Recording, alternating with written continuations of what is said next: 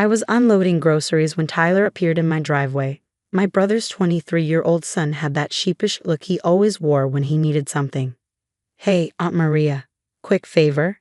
He leaned against my car door. "Can I borrow your credit card? Just need $20 for gas. My car got locked because of some fraud alert thing." I hesitated.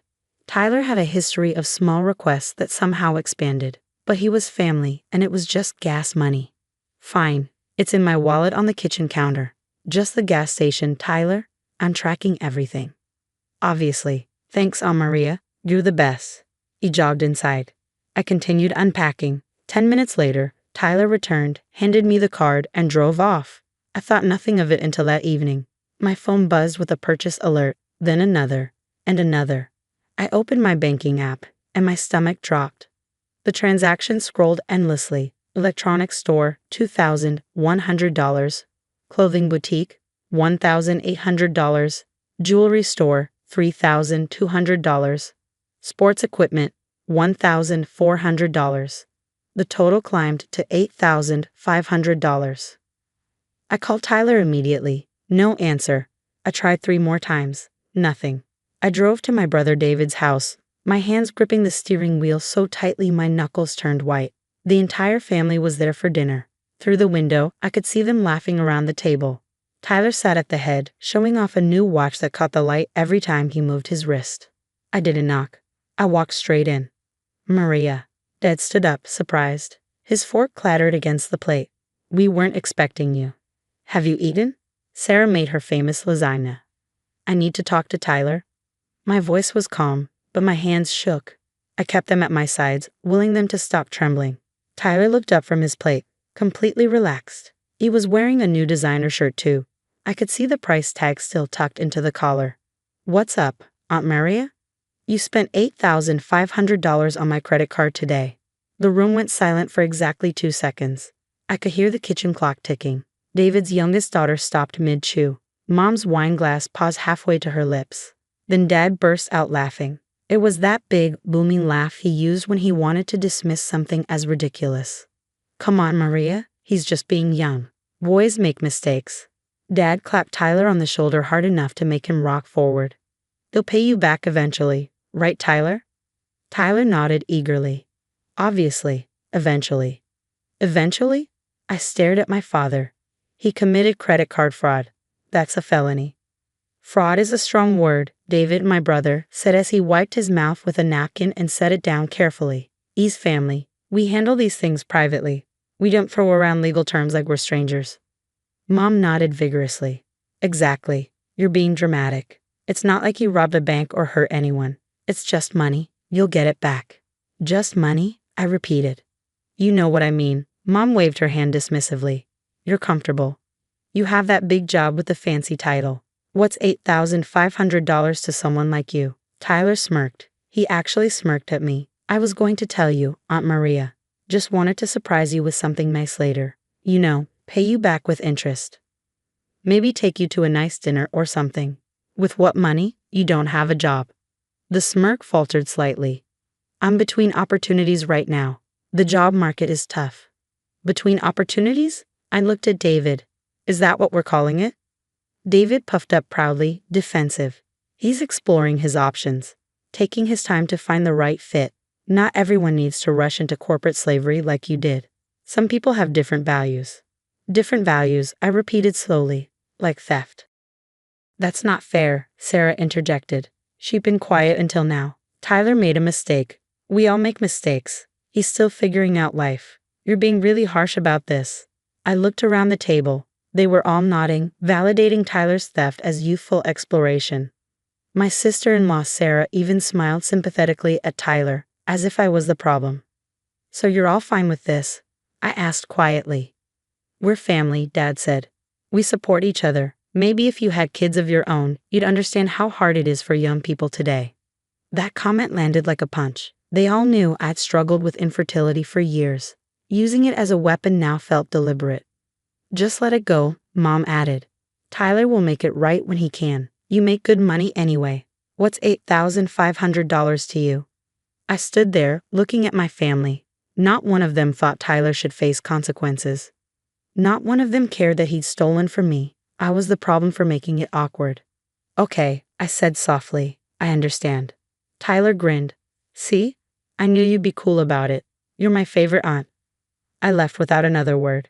That night, I sat at my laptop and opened my financial management system, the password-protected spreadsheet I'd maintained for 6 years. Every payment, every transaction, every silent gift. For 6 years, I'd been making payments they knew nothing about. It started when Dad's consulting business collapsed and he faced foreclosure. He never asked me directly, but Mom called crying at 2 in the morning. We're losing the house, she sobbed. 40 years of marriage and we're losing our home. The next day, I set up an automatic payment for their mortgage, $3,200 monthly. They thought Dad's freelance work covered it. I never corrected them. When David's wife got sick and medical bills piled up, I quietly paid $87,000 over 2 years for the cancer treatments, the experimental therapy, the specialists. They thought their insurance had better coverage than it did.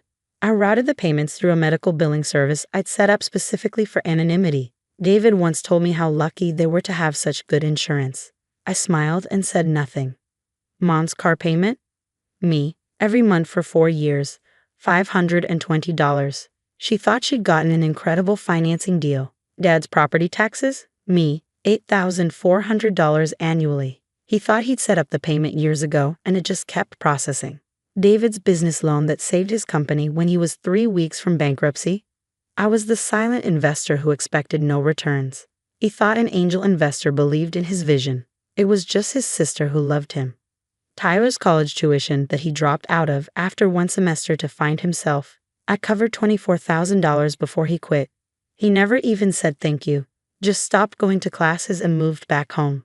The family vacation to Europe they took last year, calling it finally getting ahead financially. I deposited $15,000 into Dad's account with a fake explanation about a class action settlement from some company he'd forgotten he'd done business with. He believed it. They all went to Paris and Rome and sent me postcards. Over 6 years, I'd funneled $340,000 to my family. $340,000. They had no idea. I kept it secret because I didn't want gratitude. I didn't want them to feel indebted. I wanted them to feel stable and secure. I wanted them to sleep well at night, to make plans, to enjoy their lives without the crushing weight of financial stress. But watching them laugh off Tyler's theft, mock my infertility, and treat me like an ATM that should smile while being robbed, something fundamental shifted inside me. I pulled up the authorized payment list. 23 automatic transactions, all linked to my accounts, all keeping my family afloat. I canceled every single one. It took 15 minutes to undo 6 years of silent support. Each click felt like cutting a rope I'd been holding alone for too long. The mortgage payment scheduled for tomorrow, canceled. David's business loan autopay, canceled. Mom's car payment, property taxes, insurance premiums, all of it, gone. I filed a fraud report with my credit card company, listing Tyler by name. Then I called my lawyer and had him draft a demand letter for the $8,500. Finally, I changed my phone number and blocked my entire family on every platform. Then I went to sleep. At 7 the next morning, my new phone rang. Unknown number. I almost didn't answer. Maria? It was David, his voice panicked. What did you do? I don't know what you mean. The mortgage payment bounced. Dad's bank is calling about insufficient funds. They're saying the automatic payment source was terminated. That's unfortunate. Maria, you need to fix this. Dad's freaking out. They're threatening foreclosure proceedings if the payment isn't received by the end of business today. I'm sure Dad's freelance work will cover it, like it has been. Silence. Wait, that was you. All these years? I have to go, David. Maria, wait. I hung up. 10 minutes later, Dad called from Mom's phone. I answered. What have you done? His voice shook with rage. Our mortgage bounced. 6 years we've been making these payments, and suddenly, you haven't been making payments, Dad. I have. $3,200 every month for 72 months. That's $230,400. The line went dead quiet. You've been paying our mortgage, and David's medical bills, and Mom's car, and your property taxes, and the business loan that saved David's company. Should I continue? Why would you? Because you're my family. Because I wanted you to feel secure. Because I loved you. Loved? Past tense? You let Tyler steal $8,500 from me and called it being young. You mocked my infertility. You treated me like an obligation. So yes, past tense. Maria, we didn't know. If we'd known you were helping, you would have what? Treated me with basic respect. Not enabled your grandson to commit fraud against me? That shouldn't require financial leverage, Dad. We can fix this. Just reinstate the payments and we'll talk. No. Maria, please. We'll lose the house. You have until the end of business to figure it out.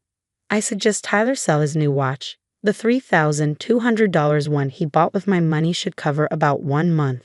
I hung up.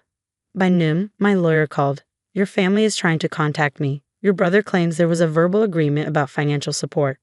There wasn't. Every payment was voluntary and can be terminated at will. That's what I told him. He's threatening to sue for promissory estoppel. I laughed. Let him try. I have 6 years of documentation showing gifts, not loans. No contracts, no promises, no obligations. He also mentioned the credit card fraud report. The police contacted Tyler this morning. Your brother wants you to drop the charges. Absolutely not. Understood. I'll communicate that. That evening, Sarah called, crying, Maria, please, David's business loan payment is due. Without it, the bank will call the entire loan. We'll lose everything. You have assets. Sell them. We can't liquidate fast enough. Please, just this one payment. Sarah, where did you think the money was coming from all these years? David said, he said business was good. He said we were finally stable. You were stable because I made you stable. And when Tyler stole from me, you smiled at him sympathetically. I didn't know it was that serious. It was $8,500, Sarah. How is that not serious? She had no answer. Mom called at midnight. Your father had chest pains. The stress is killing him. Is this what you want? What I wanted was to be treated like family instead of an ATM. What I wanted was for Tyler to face consequences instead of being coddled. What I wanted was basic human decency. We made a mistake. Please, Maria. He's your father. And I'm his daughter, the one who kept him house for 6 years while he pretended to be financially independent. Where was his concern for my stress when Tyler robbed me? Tyler's a kid. He's 23.